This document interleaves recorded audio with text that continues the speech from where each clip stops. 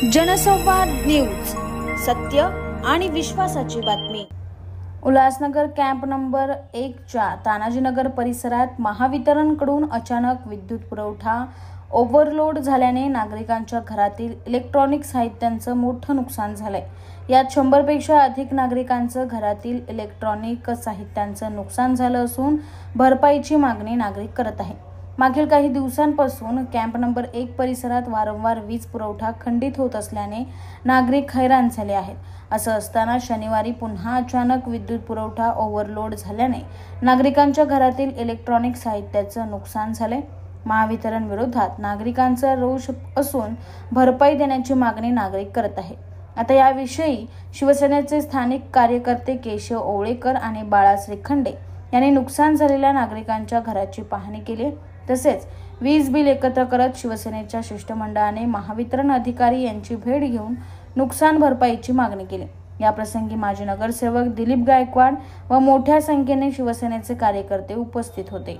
घटनास्थळी त्या दिवशी आम्ही गेलेलो 21 तारखेला शनिवारी पूर्ण लोकांच्या घरोघरी जाऊन बघितलं काय काय नुकसान झाले, कारण की अधिकारी एक पण त्या ठिकाणी उपस्थित झाले नाही।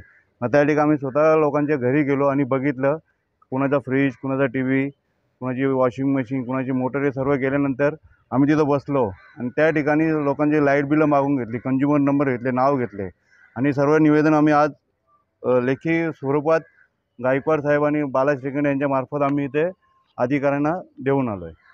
घटना घडली उल्हासनगर 1 आमच्या तानाजीनगर परिसर, हनुमाननगर परिसर आणि 114 बॅरेकच्या परिसरामध्ये अनेक नागरिकांच्या लोड जास्त वाढल्यामुळे लाईटीचा त्याचं नुकसान झालेलं आहे। फ्रीजचं नुकसान, टीव्हीचं नुकसान, लॅपटॉपचं नुकसान हे सगळं उडालेलं आहे। त्याला कारणीभूत MSCB व महावितरण कंपनी असल्या कारणाने आज आम्ही या शिष्टमंडळाने आमचे शाखा प्रमुख केशव ओवळेकर आणि तसेच आमचे युवा सेनेचे शहर अधिकारी बाळा श्रीखंडे, पप्पू वाघ, पंकज मिश्रा या सगळ्यांनी तिथं जाऊन पाठपुरावा केला आम्ही सगळ्यांनी। आणि त्या पाठपुरावा केल्यानंतर अनेक लोकांच्या घरांमध्ये पाहिल्यानंतर त्यांचे टीव्ही, फ्रीज, लॅपटॉप जे काय त्या ठिकाणी त्यांचे वस्तू होत्या त्या सगळं नुकसान झालेलं आहे।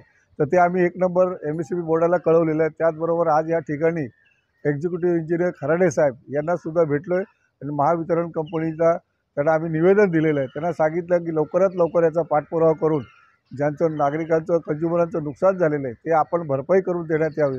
अन्यथा आम्हाला जर का त्यांची भरपाई करून देण्यात आली नाही तर शिवसेनेच्या वतीने आम्हाला त्या ठिकाणी आंदोलन करावं लागेल आणि त्या आंदोलनाला ते जबाबदार असतील। किती नागरिकांचं नुकसान झालं? किती एकूण 100 113 नागरिकांचं नुकसान झालेलं आहे जवळजवळ। कारण काय?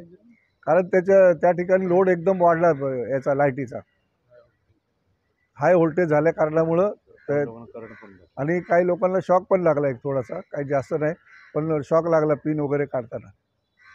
अंबरनाथ पार्ले गांव में खुल चुका है एक ऐसा प्रीमियम रेस्टोरेंट जहां आपको मिलता है डिलीशियस फूड साथ एक कॉजी इंटीरियर का आनंद। Welcome to Noon to Moon. हर कॉर्नर आपको अपने एक अलग वर्ल्ड में ले जा सकता है। फैमिली मीटअप्स, गैदरिंग्स या अपने special dinner, non veg to veg, इनके मेन्यू में आपको हर तरह के डिलीशियस मिलते रहेंगे। इसलिए स्पेशल सिंधी डिशेस, यहाँ आपको मिलेगा एक वाइड वैरायटी ऑफ डिशेस, हर एक टेस्ट बर्ड को सॅटिस्फाय कर सके। जनसंवाद न्यूज, सत्य आणि विश्वासाची बातमी। आजच सबस्क्राइब करून बेल आयकॉनला क्लिक करा आणि पहा ताज्या घडामोडींचा अचूक अंदाज आपल्या मोबाईलवर।